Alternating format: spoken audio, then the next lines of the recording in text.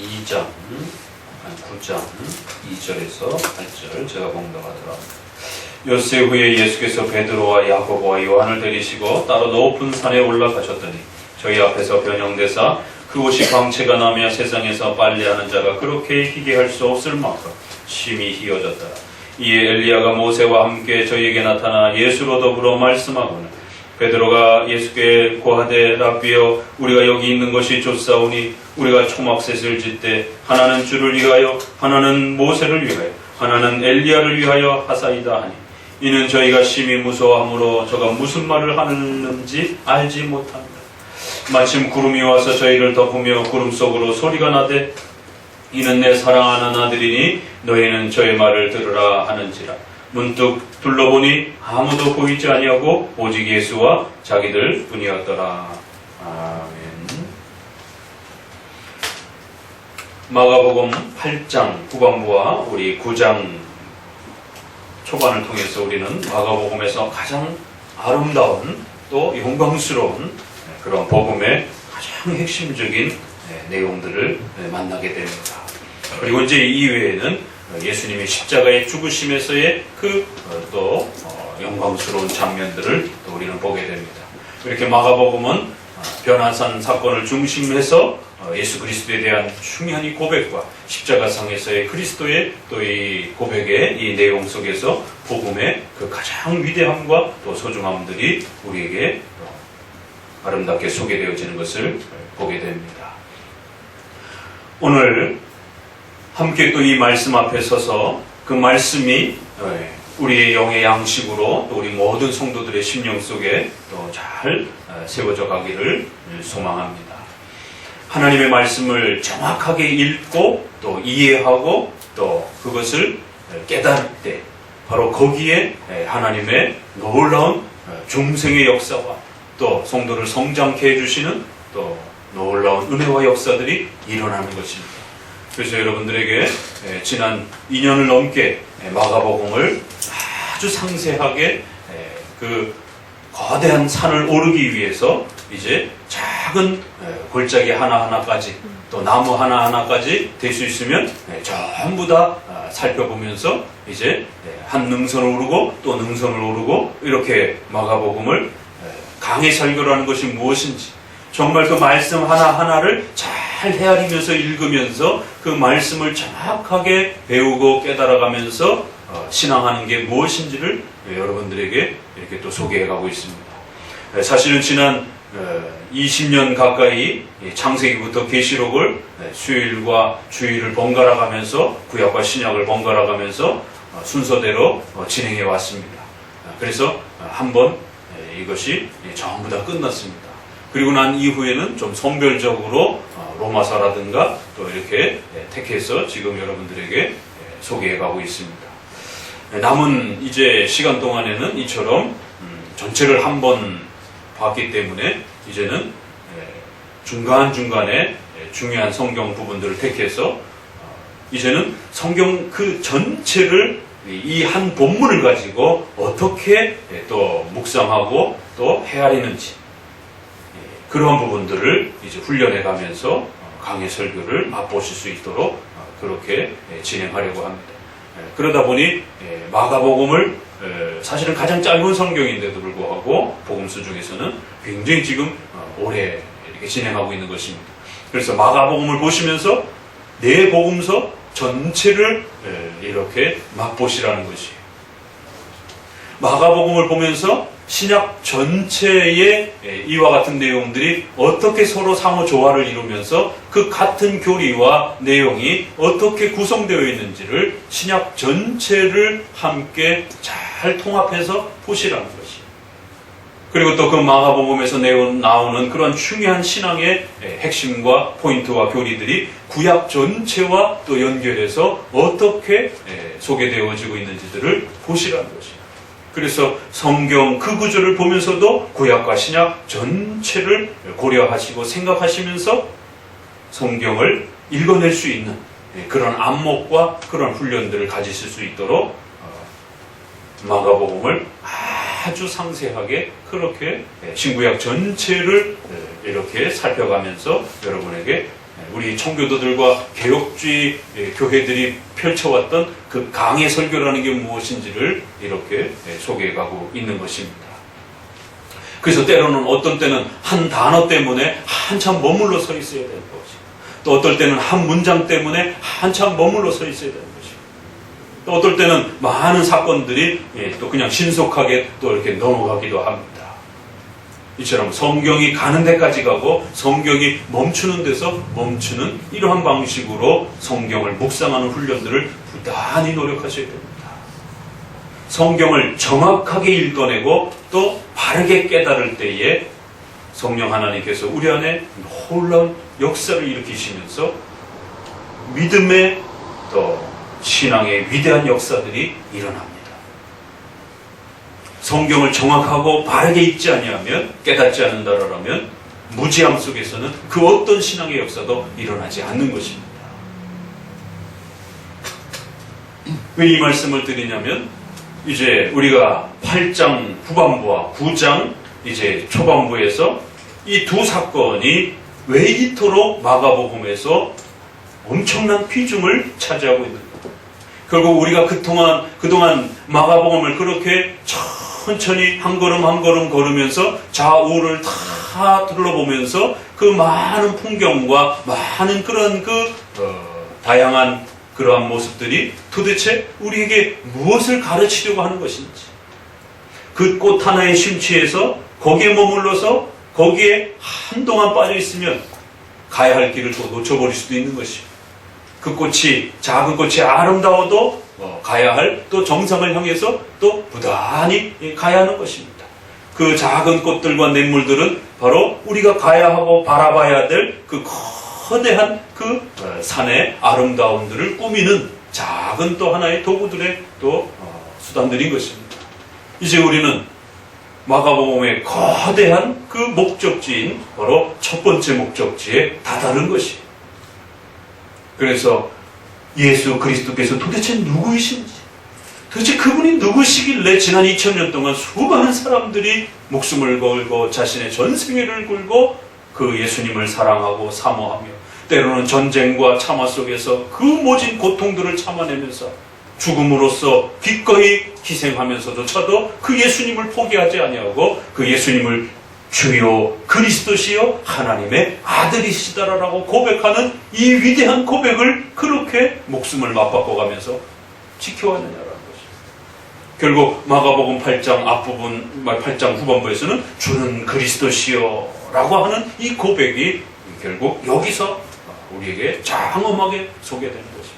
그리고는 이제 한 번 더 이어받아서 오늘 본문에서는 하나님의 아들이시요 라는 그 고백이 한 번 더 추가되면서 주는 그리스도시요 하나님의 아들이십니다 라고 하는 이 위대한 우리의 신앙의 고백이, 이것을 또 우리가 하나의 교리로서, 구원의 가장 중심된 교리로서 사도신경에서 우리가 매일매일 매주마다 고백하는 그 외아들 우리 주 예수 그리스도, 그 외아들 하나님의 아들이라고 하는 신성에 대한 좀 더 강조하는 표현을 담고 있고, 주님이시고 또 그분이 그리스도이십니다. 이 땅에 오신 예수님이 삼직의 구원의 중보자의 직무를 가지시고 우리를 위하여 십자가에 죽으시고 부활하시는 이러한 일들을 감당하신 또 인성을 가지시고 우리의 중보자로서 오신 그리스도이십니다. 그 외아들 우리 주 예수 그리스도. 주와 외아들은 좀 더 신성과 관련된 표현이고, 이 땅에 태어나신 예수님 그리고 그분이 그리스도라고 하는 고백에는 좀 더 인성의 또 그러한 중보직의 이러한 구원자로서의 모습을 교리적으로 그렇게 네 마디로 담아놓은 것입니다.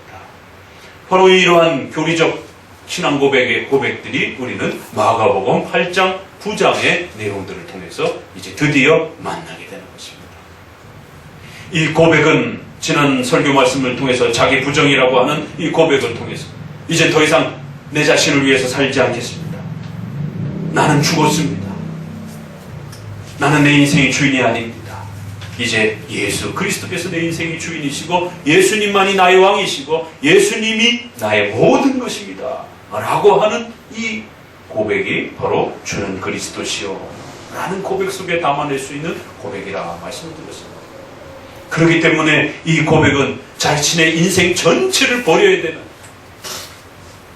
이젠 더 이상 내 자신의 욕망과 욕구를 위해서 살지 아니하고 하나님을 위해서 살겠다라고 하는 이 거대한 어마어마한 무게감을 가진 고백이기 때문에 아무나 고백할 수 있는 고백이 아니에요.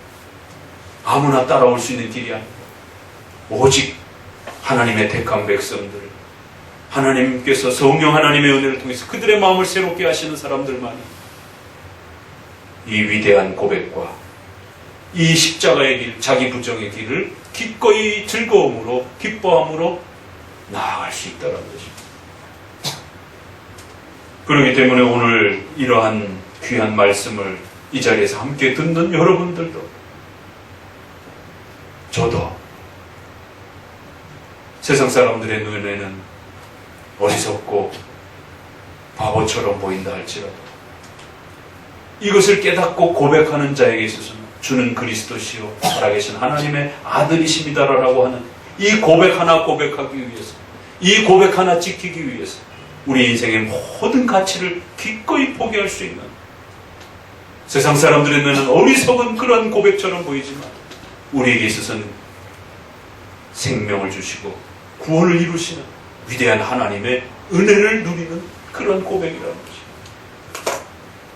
그래서 오늘 여러분들이 또다시 말씀 앞에 또 한 말씀 한 말씀 이렇게 강해 설교와 그 예수님을 알고 싶어서 듣고 싶어서 이렇게 귀를 기울이는 이 자체가 혈과 육을 통해서 고백할 수 있는 것이 아니다.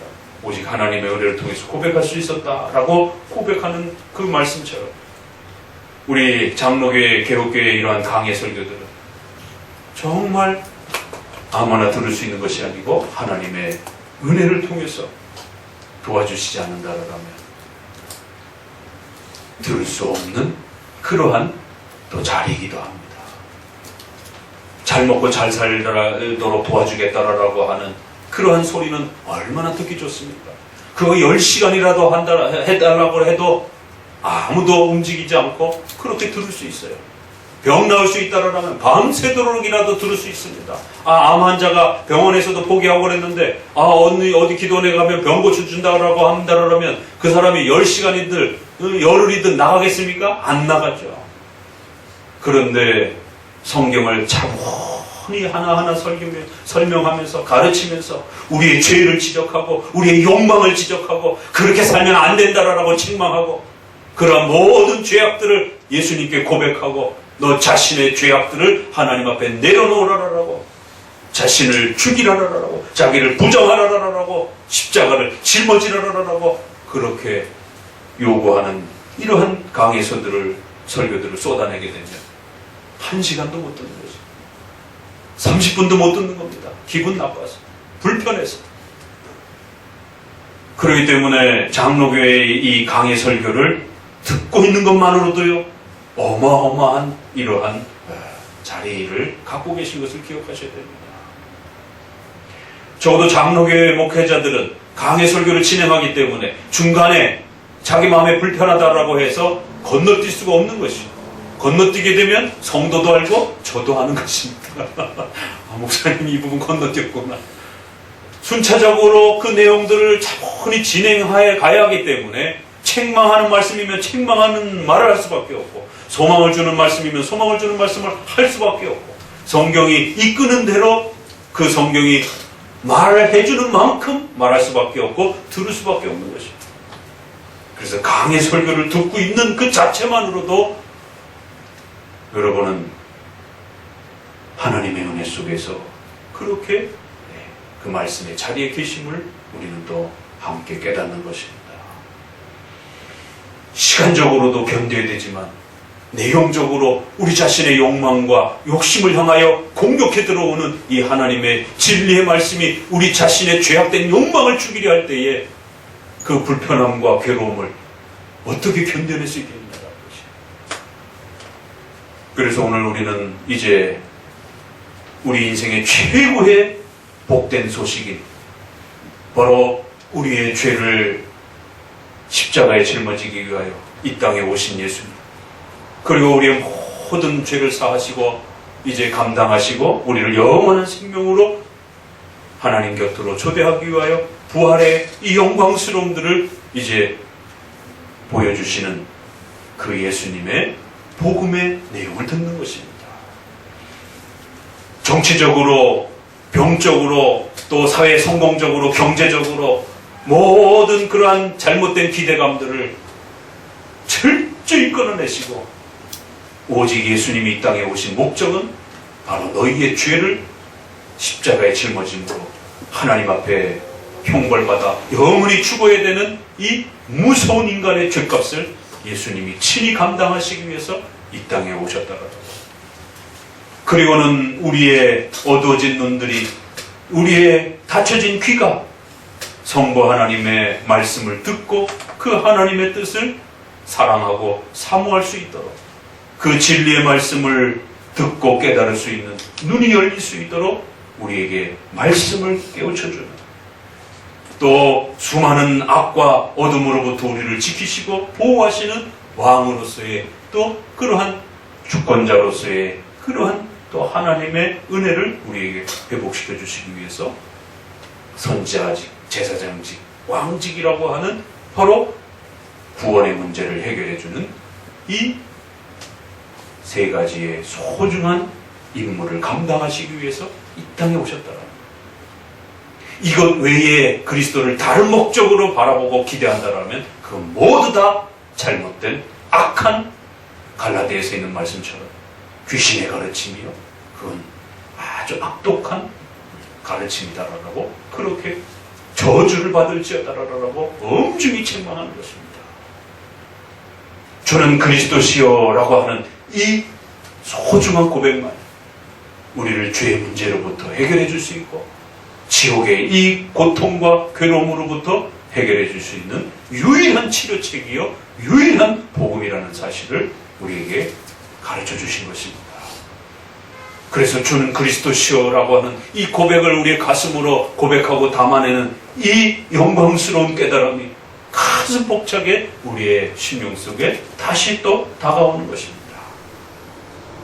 자, 그러면서 이제 오늘 9장 다시 한번 9장 전체를 진행하기 직전에 이 8장의 이 중요한 핵심을 한 번 더 새로운 사건을 통해서 우리에게 가르쳐 줍니다.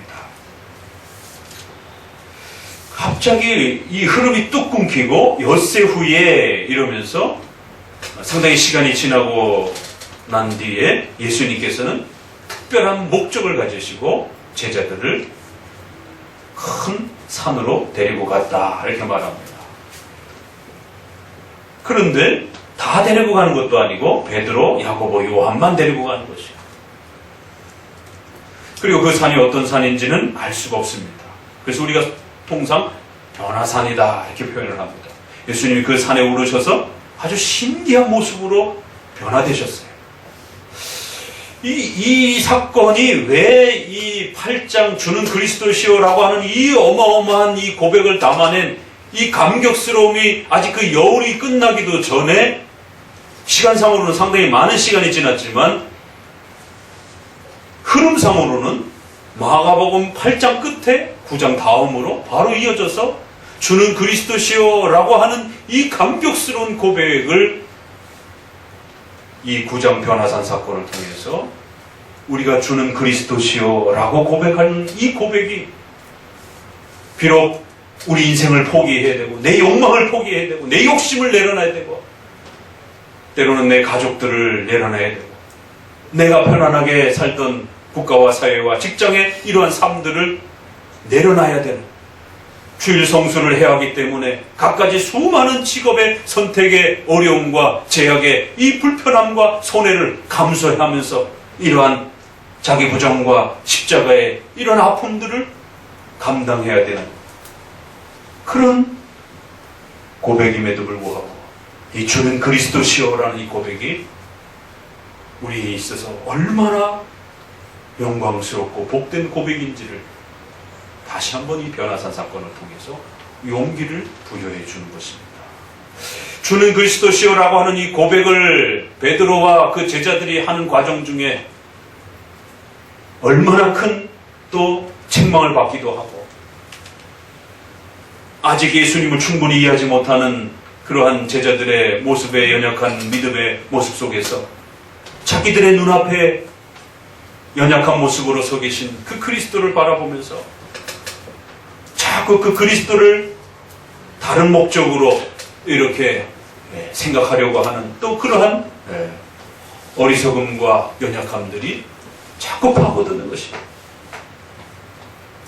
주변의 수많은 사람들은 그 예수님의 연약한 모습 때문에 목수의 아들로 오셔서 이 땅에 가장 하찮고 연약한 모습으로 계신 그런 모습으로 서 계셨기 때문에 이사야 53장에서 우리가 읽었던 것처럼 아무도 흠모하지 않고 오히려 비난하고 조롱하는 그러한 모습으로서 예수님의 그 연약한 모습을 우리가 또 보게 됩니다.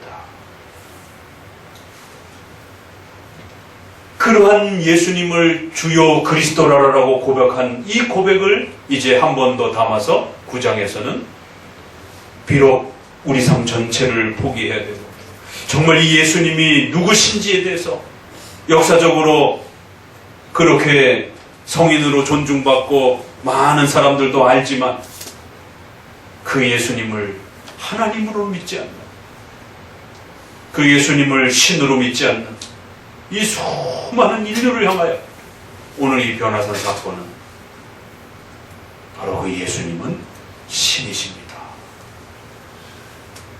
우리가 두려움과 떨림 속에서 우리 눈앞에 보여줬던, 사도들의 눈앞에 보여줬던 그 연약한 그 예수님을 주요 그리스도라라고 고백하는 그 자리, 그래서 그것은 혈과 육구를 통해서 이루어지지 않는, 만약에 그들의 눈앞에 휘황찬란한 왕과 어마어마한 천사의 모습으로 오셨다라면 다 무릎을 꿇었을 것이지만 자기들보다도 더 하찮아 보이고 더 연약한 모습으로 그렇게 서 계신 그 예수님을 향하여, 그런 인성을 가지시고 우리 곁에 오신 그 예수님을 향하여 주는 그리스도시요 우리의 구원자이십니다라고 고백하는 이 고백이 얼마나 힘들고 어려운 고백인지,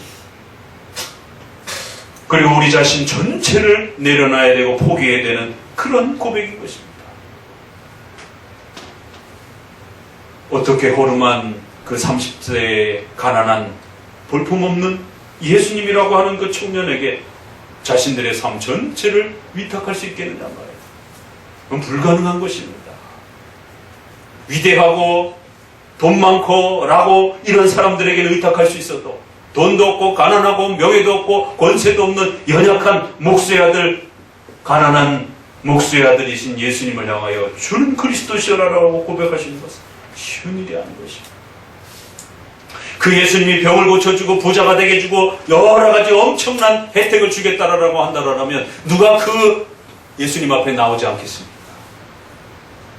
그래서 오늘날 복음이 사라지는 것이에요. 기복주의만, 번영 신앙만 팽배한 겁니다. 그런데 장로교만이, 개혁교만이 강해 설교를 하면서 그 모든 기대와 욕망을 끊어내고 오직 예수 그리스도께서는 어떤 분이시냐? 우리의 죄를 해결하시기 위하여 이 땅에 오신, 인성을 가지시고 우리의 몸과 동일한 몸을 갖고 십자가에 죽으시기 위해서, 우리가 죽어야 하는 그 책임을 대신 짊어지시기 위하여 죽으시기 위해서 이 땅에 오셨다. 그리고는 부활하셨다. 이것을 가르쳐주는 것입니다. 오늘 우리도 두렵고 떨리는 건 마찬가지인 것이에요. 우리가 5계명에서도 제네바 교리만답에서도 읽었던 것처럼 만약에 그 예수님 믿다가 일찍 죽으면 어떡합니까? 만약에 예수님 믿다가 어려움에 처하면 어떡합니까? 그럼 하나님 안 도와주시는 거 아닙니까? 이런 정말 어린아이와 같은 질문을 던지면서 5계명을 묻고 있는 것이에요. 오늘 우리도 두렵습니다. 왜? 다른 교회들은 예수님 믿으면 성공한대, 부자가 된대, 병 고친대, 사업이 잘 된대, 자기가 원하는 거 다 이루어질 때, 다 이루어질 수 있대. 그래? 그러면 절단이다가도 다 때려치고 갈 수 있는 것이죠. 그런데 장로교에서 소개되어지는 이 마가복음의 강해 설교에서 소개되어지는 예수님은, 성도 여러분, 그런 거 기대하시면 안 됩니다. 그런 거 주려고 예수님이 이 땅에 오신 게 아닙니다. 예수님 믿다가 얼마든지 죽을 수 있습니다. 예수님 믿는 이유 때문에 얼마든지 고초를 당할 수도 있습니다. 예수님 믿다가 오히려 더 많이 전도하고 봉사하다가 몸이 망가져서 우리 많은 선조들이 일찍 돌아가신 것처럼 그렇게 일찍 돌아가실 수도 있습니다.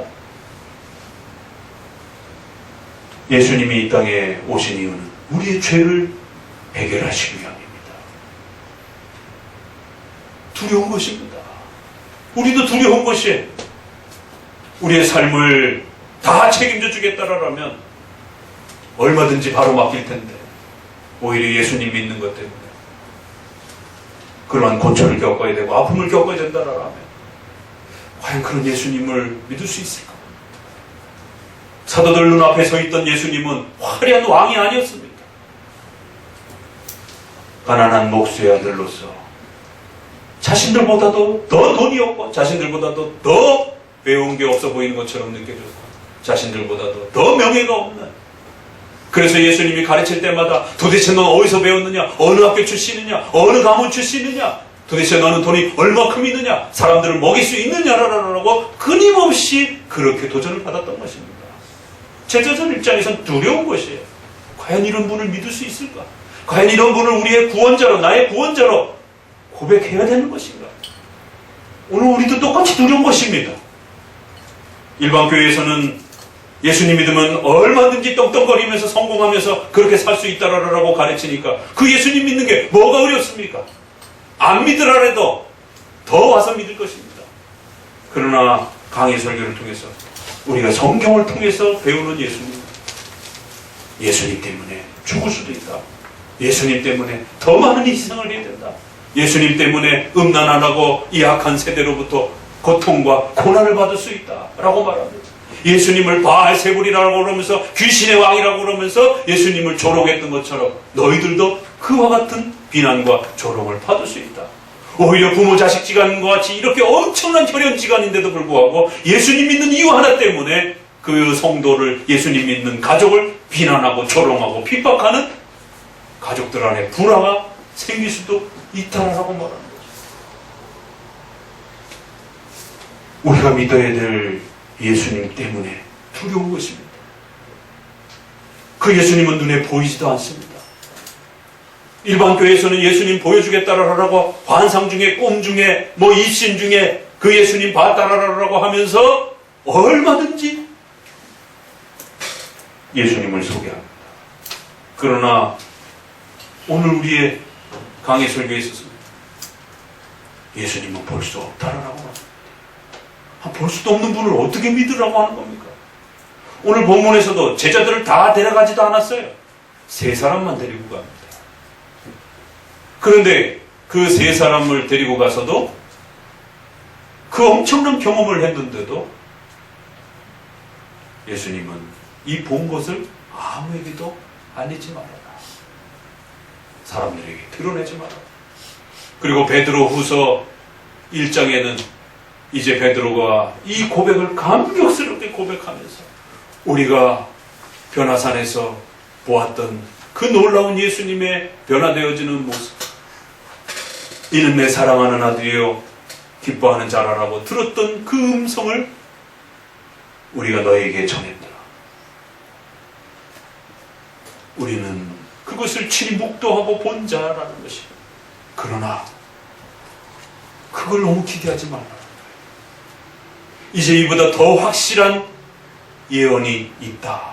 새벽별 불처럼 더 환히 빛나는 그러한 하나님의 계시가 너희에게 있다라고 하면서 베드로후서 그 유명한 성경은 하나님의 감동으로 이루어진 여호와의 말씀이니 그 말씀을 믿으라 라라라고 하는 그 유명한 성경의 그 고백 말씀이 바로 이 흐름에 나옵니다.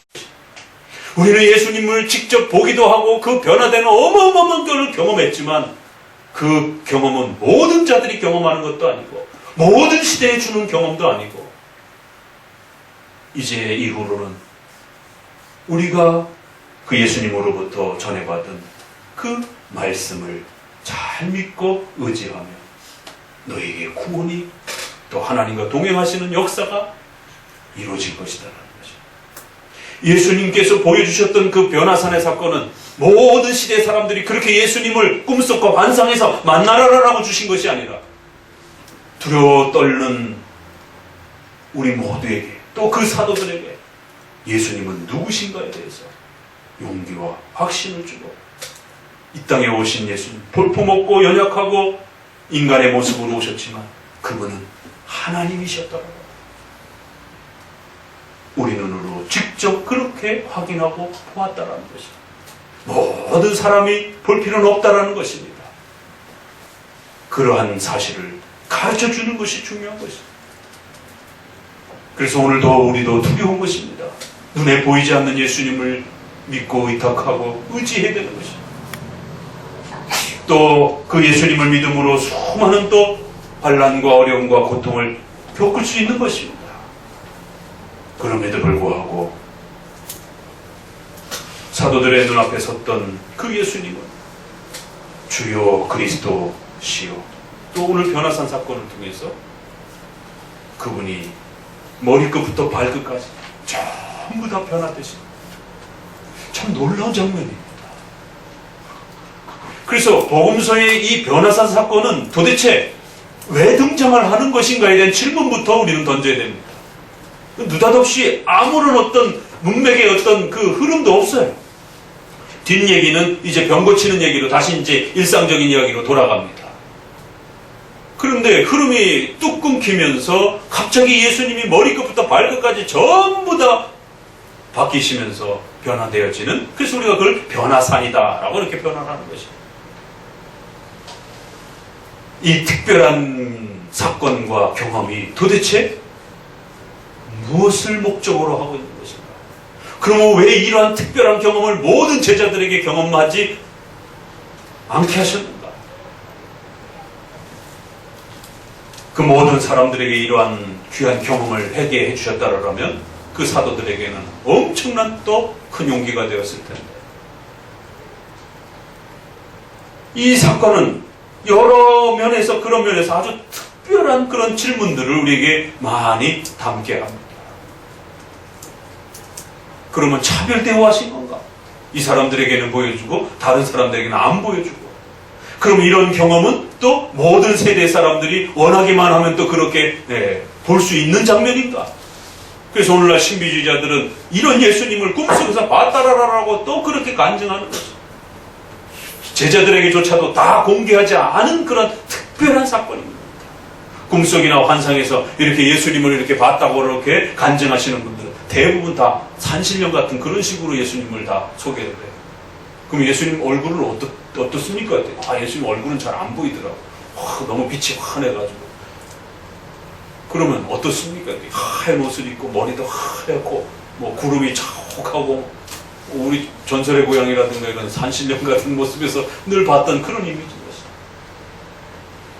어떻게 성경을 읽으면서 어떻게 그런 식으로 상상하고 생각할 수 있는가? 성경이, 마가복음이 이 사건을 왜 소개하는가? 복음서가 이 사건을 왜 소개하는가에 그 흐름을 따라, 그 목적과 의미를 따라 읽지 않기 때문에 그저 자기가 원하는 방식을 따라 읽다 보니까 성경의 이러한 사건을 나도 경험해보고 싶다 라고 하면서 그 마음에 그러한 환청과 또 환상의 또 이런 모습들을 재현해내려고 하는 것입니다. 이 변화산 사건은 아주 그래서 특별한 시간과 사람들과 또 내용을 그런 면에서 우리에게 나타내 보여주고 있는 것입니다. 자, 이런 질문들을 모아서 이 변화산 사건의 내용들에 집중해 보게 되면 결국 결론은 하나님의 아들이시다라고 하는 이 중요한 면을 가르치고자 이 본문이 한 번 더 소개되는 것을 보게 됩니다. 그래서 주는 그리스도시요 하나님의 아들이시다라고 하는 이 고백을 완성해 가시는 것을 보게 됩니다. 그리고 주는 그리스도시요라고 하는 이 고백을 할 때는 그들의 눈앞에 섰던 그 예수님, 볼품없고 연약한 인간의 모습으로 서 계신 그 예수님을 향하여 주는 그리스도시요라고 하는 이 고백을 이끌어내도록 그렇게 요구한 겁니다. 인성의 예수님의 그 모습을 바라보면서 예수 그리스도께서 주님이여 그리스도이심을 고백하도록 그렇게 가르친 것입니다.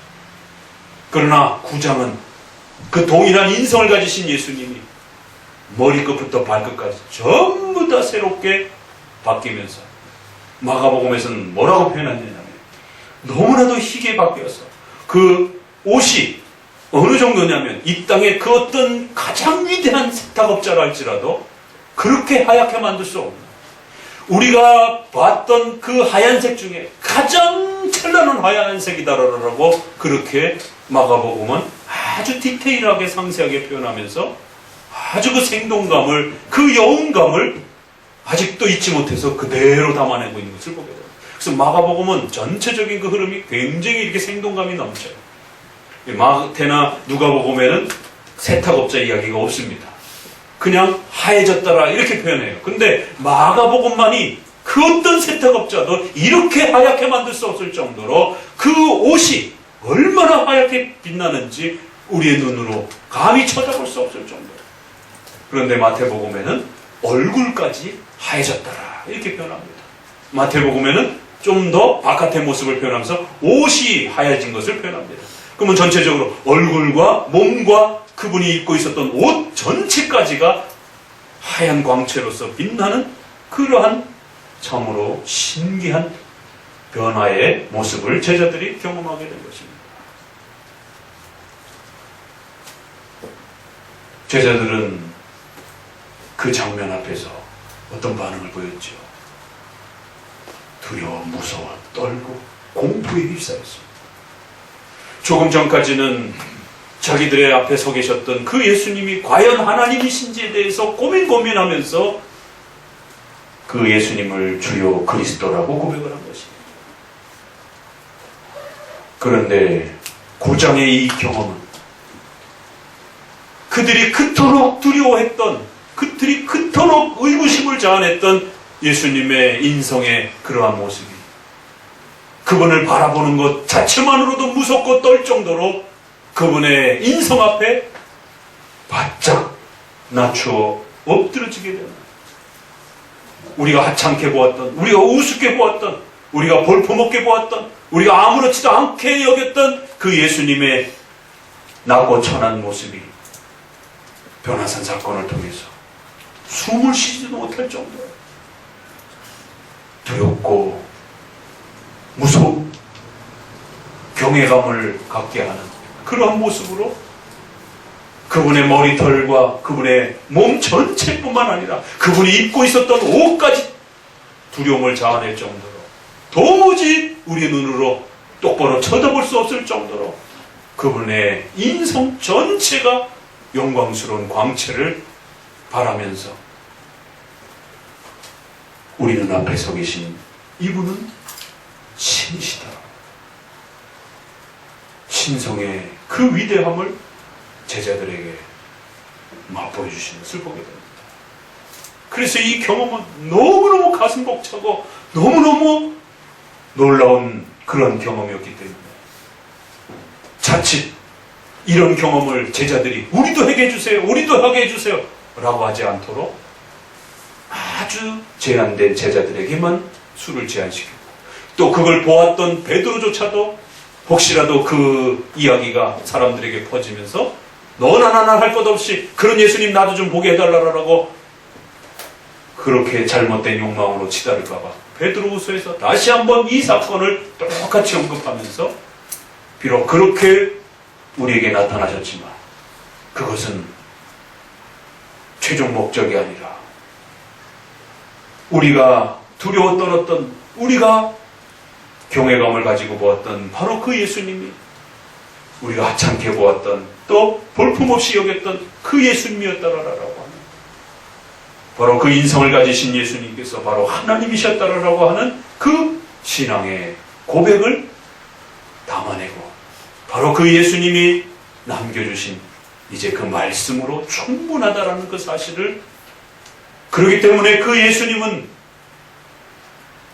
일반 분이 아니라 신성과 인성을 가지신 하나님이라는 사실을 더 확신 있게 가르쳐 주기 위한 목적으로 그렇게 세워진 것을 보게 됩니다. 그리고는 그 예수님이 하신 말씀, 그리고 그 예수님이 세우시고 제자들을 통하여 하신 그 말씀을 이제 잘 믿고 의지하게 될 때에 우리에게 이 구원의 역사와 축복이 주어진다는 사실을 더욱 분명하게 드러내고 있는 것을 보게 됩니다. 그래서 이것은 모든 제자가 경험할 필요도 없었던 것이고, 또 모든 성도들이 이후에 이런 경험을 계속할 것이다라고 하는 그런 약속으로 주어진 것도 아니었던 것입니다. 예수님의 인성의 이러한 모습 때문에 예수님을 제대로 바라보지 못하고 예수님이 누구신지를 제대로 깨닫지 못했던 어리석은 제자들, 또 연약한 제자들을 향하여 그들이 고백한 주는 그리스도시오라고 고백한 그 위대한 고백이 결코 우리를 망하게 하거나 우리를 낭떠러지기로 떨어뜨리는 것이 아니라 오히려 우리가 바라보았던 그 연약한 인성을 가지고 계신 그 예수님은 위대한 신이시다라고 하는 것을 이 변화산 사건을 통해서 우리에게 한 번 더 위로를 주는 것입니다.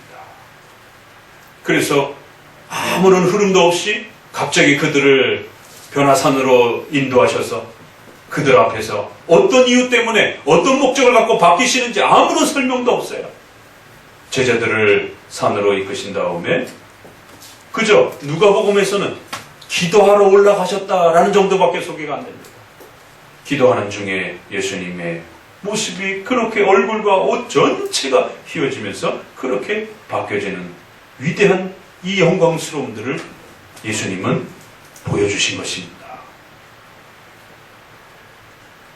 예수님이 아무리 볼품없고 연약하게 우리 가운데 오셨을지라도 그 예수님은 신이시다라고 하는, 하나님이시다라고 하는 이 영광스러움들을 우리는 이 변화산 사건을 통해서 보게 되는 것입니다. 제자들이 그 예수님을 보면서 두렵고 공포 속에 떨면서 무릎을 꿇었던 이 장면은 우리가 어디서 많이 보았던 그 장면을 연상케 합니다. 우리 출애굽기 19장으로 한번 돌아가 봅니다.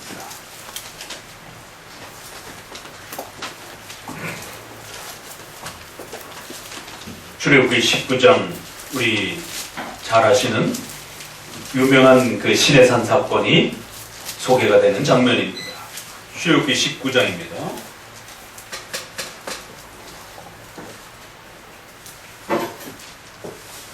오늘 본문에 모세와 엘리야가 나타나는 이 장면을 또 연결해서 보게 되면은 왜 이 사건이 시내산 사건과 아주 유사한 모습으로 우리에게 나타나는지들을 보게 됩니다.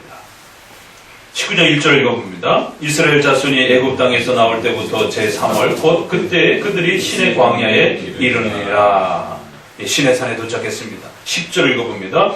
여호와께서 모세에게 이르시되 너는 백성에게로 가서 오늘과 내일 그들을 성결케 하며 그들로 옷을 빨고 시내산에 오를 준비를 하라는 것입니다. 12절 너는 백성을 위하여 사면으로 지경을 정하고 이르기를 삼가 산에 오르거나 그 지경을 범하지 말지니 범하는 자는 정령 죽임을 당할 것이니라. 아무나 올라오지 말고 오직 모세만 올라오라는 것이, 만약에 이 산을 함부로 오르다 보게 되면 죽을 수도 있다는 것입니다. 하나님이 임재하는 곳에 함부로 발을 들여놨다가는 죽는다라는 것이에요. 하나님의 임재는 그렇게 두렵고 떨리는 것이다라는 겁니다. 16절을 같이 읽어보도록 합니다. 제3일 아침에 우레와 번개가 빽빽한 구름이 산 위에 있고 나팔소리가 심히 크니 진중 모든 백성이 다 떨더라. 모세가 하나님을 맞으려고 백성을 거느리고 시내에서 나오매 그들이 산 기슭에 섰더니 시내산에 연기가 자욱하니 여호와께서 불 가운데서 거기 강림하심이라. 그 연기가 옹기점 연기같이 떠오르고 온 산이 크게 진동하며 나팔 소리가 점점 커질 때 모세가 말한즉 하나님이 음성으로 대답하시더라. 바로 시내산에 이르는 장면 속에 오늘 이 변화산 사건에서의 예수님의 그 모습의 자리와 아주 유사하게 그렇게 나타납니다. 모세가 하나님을 배우는 그 모습 속에서 하나님이 가시적으로 이렇게 나타나 주시는 그런 방식들의 모습들이 하나님의 임재가 얼마나 두렵고 떨리는 것인지, 구름이 그 산 전체에 촉하게 깔리면서 그 구름 가운데 불 가운데 이러한 빛도 보이고, 근데 단순한 구름이 아니라 사람들에게 공포와 두려움을 느끼는 그러한 구름의 그러한 모습들을 보게 됩니다. 그래서 그 구름이 산을 덮고 백성들은 두려움 속에서 함부로 그 산으로 나아갈 수 없는, 그리고는 그 구름 속으로 안으로 들어가서 아무도 더 이상 하나님의 임재를 볼 수 없도록 오직 하나님이 부르신 그 모세만이 나와 그 구름 가운데서 들리는 하나님의 음성을 듣게 되는 것이, 그러면서 십계명을 적어주시는 그 위대한 만남의 자리가 시내산의 모습인 것이. 그런데 오늘 본문에서 우리는 이제 마침 구름이 와서 저희를 덮으며 구름 속에서 소리가 나되, 그래서 구름이 그 예수님과 제자들을 전부 덮고, 그리고 거기서 두렵고 떨리는 음성이 쏟아져 나오는 것이에요. 이러한 모습이 바로 시내산에서 모세가 보았던 그 하나님을 임재했던, 하나님과 동행했던 그 자리를 연상케 합니다. 그리고는 그 변화산 사건에서도 동일하게 예수님께서 제자들 앞에 서 계시는 그 모습 속에 시내산에서 연출되었던 그러한 모습들이 백성들로 하여금 하나님의 임재가 얼마나 두렵고 떨리는 것인지에 대해서, 신 앞에 선다라고 하는 것이 얼마나 놀랍고 두려운 것인지에 대해서 그렇게 또 동일한 모습으로 보여주는 것을 보게 됩니다. 출애굽기 24장에서도 다시 한번 이 장면을 소개하면서 이렇게 소개합니다. 모세가 산에 오르매 구름이 산을 가리며 여호와의 영광이 시내산 위에 머물고 구름이 6일 동안 산을 가리더니 제7일에 여호와께서 구름 가운데 모세를 부르시니라. 산 위에 여호와의 영광이 이스라엘 자손의 눈에 맹렬한 불같이 보였고 모세는 구름 속으로 들어가서 산 위에 올랐으니. 이처럼 구약에서 하나님을 만나는 장면을, 도대체 하나님을 만난다는 것은 어떤 모습일까, 어떤 의미일까를 이렇게 가시적인 형태로 조금이나마 우리에게 나타내 보여줍니다. 죄인된 인간이 하나님 앞에 선다는 건 죽는다는 것이에요. 까딱 실수 하나 잘못하게 되면 바로 죽는다는 것이에요. 그래서 부하들을 동원해서 절대로 그 산에 함부로 발을 들이지 못하도록 여러 가지 경고를 당부한 후에 하나님께서는 모세에게 율법을 주기 위하여 모세만을 부르는 것을 보게 됩니다. 이처럼 신 앞에 쓴다라고 하는 건 죄인된 인간이 죽음을 각오하고 서야 하는 그러한 자리입니다. 그 죄 문제를 해결하지 않냐고는 절대로 그 신 앞에 설 수 없는, 왜? 신의 임재라라고 하는 것은 우리 인간에게, 죄인된 인간에게 있어서 그렇게 두렵고 떨리는 것이라는 겁니다. 오늘 변화산 사건을 통해서 예수님은 누구이신가를 다시 한번 우리에게 구약 전체를 가지고 와서 예수님은 신이십니다라는 이 사실을 제자들 앞에 명확하게 드러내 보여주십니다. 그들의 눈앞에 서 있었던 30세 전후의 청년은 볼품없고 흠 있는 이러한 연약한 인간의 모습으로 계셨지만 그분은 신이시다라고 하는, 그분은 신성을 가지신 하나님의 아들이시다라는 사실을 구약의 이러한 장면을 연결해서 다시 한번 이 예수님이 어떤 분이신지, 세상 사람들이 손가락질하고 그렇게 비웃고 아무런 그러한 권위와 능력도 없는 것처럼 취급하는 세상 사람들이 관심 갖지 않는 그런 예수님이지만 이 예수님은 하나님이시요 신이시다는 사실을 제자들에게 가르쳐 주신 것입니다. 그리고 그 경험을 마가복음을 통해서 우리에게 기록으로 남겨두고 동일한 그러한 경험을 하는 것이 중요한 것이 아니라 그 사실을 마음으로 믿고 고백하는 것이 중요하다는 사실을 우리에게 깨우쳐 주는 것입니다. 만약에 이러한 경험이 구원에 있어서 본질적인 것이었다면 모든 사도들과 모든 제자들에게 또 우리들에게까지도 원할 때마다 그렇게 다 경험케 하셨을 것이에요. 그러나 예수님을 만나는 것은 그렇게 환상과 환청 중에 그렇게 구름 속으로 들어가서 예수님을 만나고 그 소리를 듣고 이런 게 중요한 게 아닙니다. 예수님이 누구이신지를 하나님이 가르쳐 주신 방식대로 깨닫고 믿는 것, 그게 우리에게 구원을 주는 소중한 가르침이고 원리인 것입니다. 그래서 오늘 이 사건은 예수님이 신이심을 우리에게 명백하게 드러내 주시는 하나님의 영원한 아들이신 제2위격이신 성부, 성자, 성령 삼위일체 하나님 가운데 두 번째 위격이신 하나님의 아들이신 영원히 하나님이 낳으신 그 하나님의 아들이신 하나님이시라고 하는 사실을 우리에게 가르쳐 주십니다. 너무너무 가슴 벅차고 영광스러운 장면입니다. 그토록 그 인성에 대해서 우리 앞에 보여졌던 그 볼품없는 모습 때문에 그 손가락질과 조롱과 모함을 받았던 그 인성이 오늘 우리들에게도 여전히 도대체 왜 예수님을 믿어야 되느냐라고 4대 성인 중에 한 분인 건 알겠는데 도대체 그 예수님이 왜 그렇게 중요한지 보이지도 않는 예수님을 왜 믿어야 되느냐라고 묻고 또 묻는 우리 주변의 많은 그러한 도전들 앞에 오늘 이 본문은 가장 감격스럽게 우리에게 다가옵니다. 머리끝부터 발끝까지 그분이 입으신 옷까지 이 세상 그 어떤 태양빛으로도 어떤 색으로도 표현해낼 수 없는 광채와 두려움과 영광스러움을 자아내는 그런 모습으로 그렇게 바뀌시면서 이분은 인성을 가지셨지만 하나님이시다라고 하는 사실.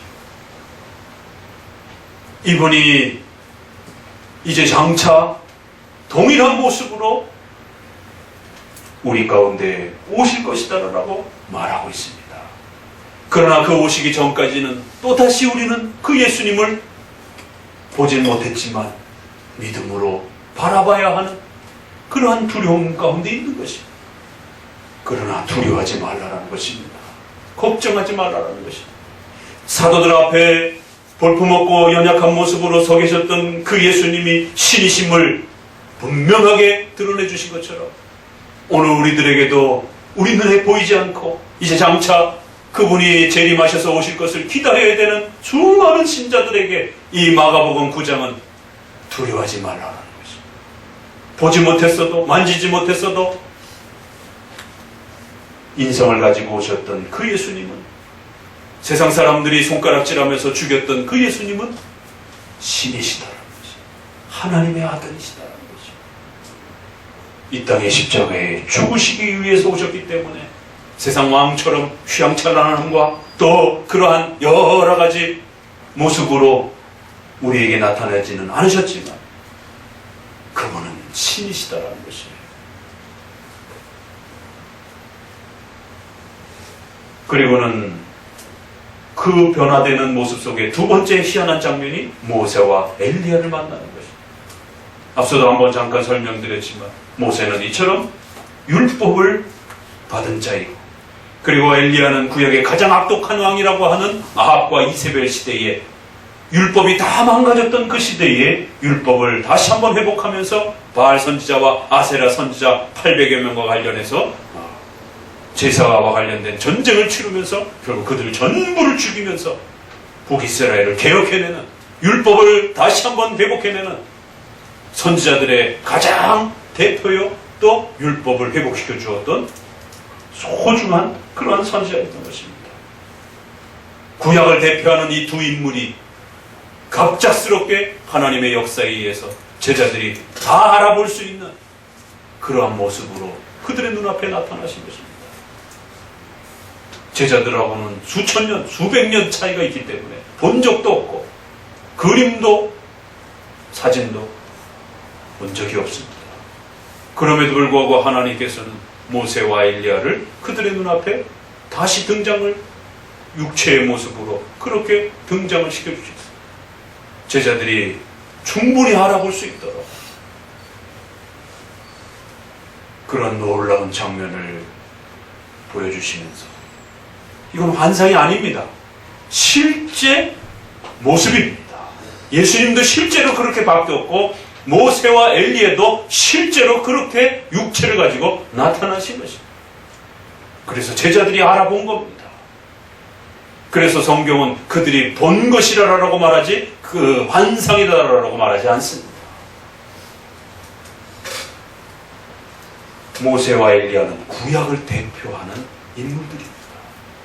구약 전체의 역사가 이제 예수 그리스도와 연결되어 이제 이 예수님을 통해서 하나님의 위대한 계시와 역사가 완성될 것이다라고 하는 바로 구약의 복음의 핵심이 신약 전체의 복음의 핵심이 이 단 한 번의 사건과 이 단 한 줄의 이 모습을 통해서 연결되어지고 있는 것을 보게 됩니다.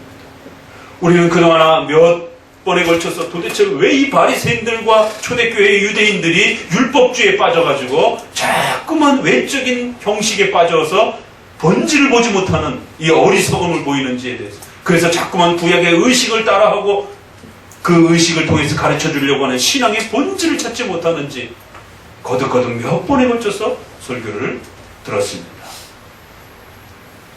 예수님께서는 그걸 한 번에 해결해 버리십니다. 구약의 그 수많은 제사제도와 절기와 이 수많은 내용들이 도대체 하나님께서 우리에게 무엇을 가르치려고 하는 것인가? 도대체 그 선지서의 그 수많은 이야기들, 선지서가 성경의 반 이상입니다. 구약에. 그 수많은 그 내용들은 도대체 뭘 우리에게 가르쳐 주려고 하는 것인지, 뭐 전쟁과 왕조의 역사와 이런 수많은 이야기들이 무슨 삼국지 얘기를 하는 것인지, 무슨 전쟁의 어떤 그런 사건들을 우리에게 흥미진진하게 이야기하는 것인지 아니라는 것입니다. 그 수많은 성전 제도와 선지서의 수많은 그 역사의 휘황찬란한 이야기들은 오직 예수 그리스도께서 장차 오셔서 우리를 위하여 십자가에 죽으셔야 된다. 마가복음에서는 그냥 대화하셨다라고 되어 있지만 누가복음에서는 예수님이 별세, 예수님이 장차 죽으셔야 될 것을 이야기하셨더라. 아니 하고 많은 이야기들 중에 제자들에게 엄청난 이야기를 해줄 수 있음에도 불구하고 예수님과 그 세 분이 대화하신 내용이 장차 죽으셔야 될 그 얘기 하나만 소개하고 있는 것이죠. 그리고는 급작스럽게 사라져버리셨어요. 예수님이 죽으셔야 된다라고 하는 이 사실은 앞에서 우리가 주는 그리스도에 대한 이 고백 속에 베드로가 가장 힘들었던 그 내용인 것입니다. 우리를 위하여 오신 분 왜 죽으셔야 되지? 예수님 믿으면 잘 먹고 잘 사는 거 아닌가? 그러나 그게 중요한 게 아니라 예수님이 우리를 위하여 십자가에 죽으셔야 된다라고 하는 이 복음의 비밀을 아는 것이 우리의 구원의 문제를 해결하고 생명이 새로워지는 바로 핵심이라는 사실. 이 사실을 놓치지 않도록 다시 한번 이 변화산 사건을 통해서 예수님께서 이 땅에 오신 이유, 구약의 그 수많은 성전 제도와 수많은 역사의 이 어마어마한 이야기들이 도대체 우리에게 무엇을 가르치려고 하는 것인가? 거기에 잘못 그 역사의 휘황찬란함에 빠져버리게 되면 전쟁 이야기에 함몰돼서 전쟁사로 빠져버리게 됩니다. 그리고 그 수많은 전쟁과 수많은 그 왕국들의 이야기들은 우리가 죄인이라는 사실을 가르치고 그 참혹한 죄로부터 이 지옥의 형벌로부터 어떻게 구원받아야 되는가? 오직 길은 하나. 장차 하나님의 아들이 이 인간의 몸을 가지고 오실 것이고 그분이 십자가에 죽으심으로 우리의 죄값을 대신 치를 것이다 라고 합니다. 이 십자가의 죽으심을 모세와 엘리야가 그 잠깐의 예수님과의 만남을 통해서 이야기하셨다는 거죠. 그리고는 하늘에서 소리가 나면서 두 마디를 합니다. 이는 내 사랑하는 아들이다. 그리고는 이제 너희들은 그분의 음성을 들어야 된다. 성부 하나님의 위대한 음성이 예수 그리스도를 향하여 이는 내 사랑하는 가장 기뻐하는 하나님의 아들이시다라고 그렇게 선언해 주시오. 이제 하나님의 그 모든 구약의 이 어마어마한 역사와 하나님의 뜻은 오직 예수 그리스도를 통해서 완성이 되고 오직 이 예수님을 통하여 이제 너희들에게 전달될 것이다. 그러니 너희는 오직 예수님이 가르치시는 그 말씀을 믿어야 되고 그 예수님이 하시는 말씀만 믿으면 구원받는다. 환상을 보는 게 중요한 게 아니에요. 환상을 보는 게 중요했다라면 그 구름을 다 걷어치우고 하나님의 임재가 어떤 것인지 선명하게 보여줄 것입니다. 그러나 신의 산에도 변화산에도 절대로 하나님의 임재가 어떤 것인지를 보지 못하도록 삼일체 하나님을 잘못하면 형상으로 오해할까봐 전부 다 구름으로 가리우고는 두려움 속에 공포 속에 그 하나님을 바라보지 못하도록 가리우는 걸 보게 됩니다. 그리고는 하늘에서 오직 음성이 들리는데 예수 그리스도의 말씀을 믿어라. 그리하면 구원을 얻을 것이다. 오직 예수 그리스도를 믿어라. 그리하면 구원을 얻을 것이다. 오직 예수님께서 너희를 위하여 십자가에 죽으시는 이 위대한 희생과 헌신이 무엇인지를 예수님을 통해서 들으라는 것이에요. 그러면 구원을 얻을 것이다. 오늘 이 변화산 사건은 바로 이처럼 예수님의 신성의 그 위대함, 우리가 그렇게 두렵고 의심하고 걱정스러워했던, 우리가 보지 못함으로 인해서 안타까워했던 우리들이라면 제자들에게 있어서는 봄으로 인해서 더 의심이 되는 것이죠.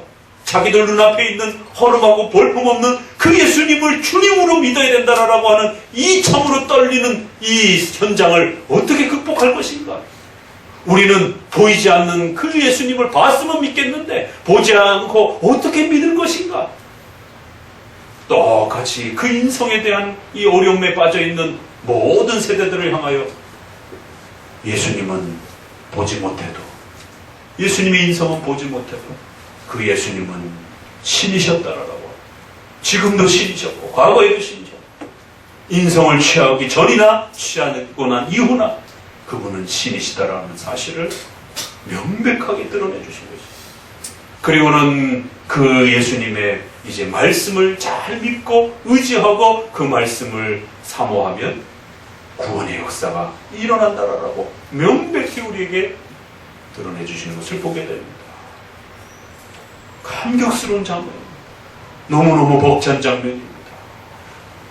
8장 끝부분에는 정말 바들바들 떨면서 그 주님을 그리스도라고 고백했다라면 9장 변화산 사건에서는 너무나도 두렵고 경외감을 가지고 자기들이 그렇게 걱정스러우면서 바라봤던 그 인성이 도무지 가까이 갈 수 없는 그런 위대함으로 바뀌시면서, 그리고는 그 예수님 앞에 구약의 모든 그 역사가 예수님 앞에 서면서 그 예수님이 바로 그 모든 역사의 중심이었다는 사실을 가르쳐주면서 그 예수님 앞에 무릎을 꿇는 것입니다. 그 예수님 앞에 모든 것을 다 바치는 것입니다. 그러한 신성의 위대함의 이 모습들을 우리에게 감격스럽게 보여주면서 우리가 믿고 의지할 예수님, 바로 이러한 신이시다라는 것. 그런데 그러한 신이신 하나님의 아들이신 분이 도대체 무엇 때문에 이 땅에 그렇게 연약하고 볼품없는, 그렇게 조롱받는 인성의 모습을 가지고 이 땅에 오셨는가? 그것은 죽으시기 위해서, 십자가에 죽으시기 위해서, 그 한 가지 이유 때문에 이 땅에 오셨다는 것이에요. 그래서 9장은 그 신성의 위대함을 가장 아름답게 우리에게 보여주면서도 8장의 그 고백을 주는 그리스도시오라는 이 고백으로 이끌어내기 위하여 그 그 위대하신 하나님의 아들이 우리의 주와 그리스도가 되기 위하여 우리를 위하여 십자가에 죽으시기 위하여 오셨다라고 하는 도무지 이성으로 상식으로 혈과 육으로는 깨닫고 이해할 수 없는 그 위대하신 그분 앞에 서면 모두 다 엎드려야 되는, 감히 그분을 쳐다도 볼 수도 없는 그런 위대한 신이 하나님의 아들이신 분이 왜 이 땅에 낮고 천한 모습으로, 그 조롱받는 모습으로 오늘날까지도 그분의 모습을 조롱하고 있는 이 인류 역사 앞에 왜 그분은 이 땅에 오셨는가? 저와 여러분의 죄를 해결하기 위함이었다. 부귀영화와 잘 먹고 잘 삶이 아니라는 겁니다. 우리의 죄를 십자가에 짊어지시지 않는다라면 우리는 죽음 이후에 영원한 지옥의 무서운 형벌 앞에 그대로 다 서게 되는 것이, 바로 이 죄의 문제를 해결해 주기 위하여 그 위대하신 하나님의 아들이신 분이 아무도 그 앞에 함부로 설 수 없는 그 하나님의 임재 앞에 죽음을 각오하고 서야 되는 그런 위대한 하나님의 아들이신 분이 이 땅에 죽으시기 위하여 볼품없고 초라한 인성의 우리와 같은 그러한 연약한 인성의 모습을 가지시고 이 땅에 오셨다라. 이게 복음입니다. 이 감격스러움 앞에 우리는 눈물을 흘릴 수밖에 없고, 그 위대하신 신이신 여호와께서 이 땅에 십자가에 죽으시기 위하여 오셨다라고 하는, 주는 그리스도가 되셨다라고 하는 이 감격스러운 이 위대함 앞에 우리는 그저 감사하고 경외하고 두렵고 떨림으로 이 고백 앞에 무릎을 꿇게 되는 것입니다. 이게 진짜 복음인 것입니다.